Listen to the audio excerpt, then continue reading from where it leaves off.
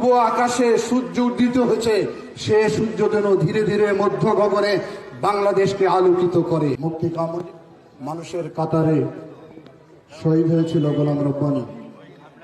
সেই রব্বানীর পরিবারকে আজকে আমরা আমাদের প্রিয় নেতা তারেক রহমানের নির্দেশে আবাসস্থল নির্মাণ করে দেয়া হয়েছে।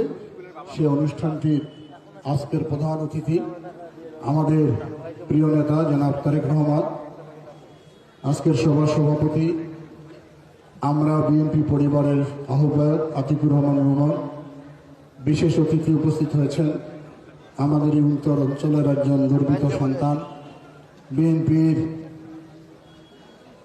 সিনিয়র যুগ্ম মহাসচিব জনাব রুহুল কবির রিজভী, উপস্থিত নেতৃবৃন্দ, সর্বস্তরের ভাই ও বোনেরা, আসসালামু আলাইকুম। জীবনে অনেক জনসভা আমরা দেখেছি, অনেক গণজমায়েত আমরা করেছি।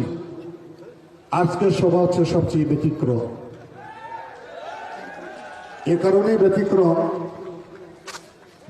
আমাদের প্রিয় নেতা কি গভীরভাবে আমাদের লোককে অবলোকন করেন, ভালোবাসেন, তারই একটি বহিঃপ্রকাশ।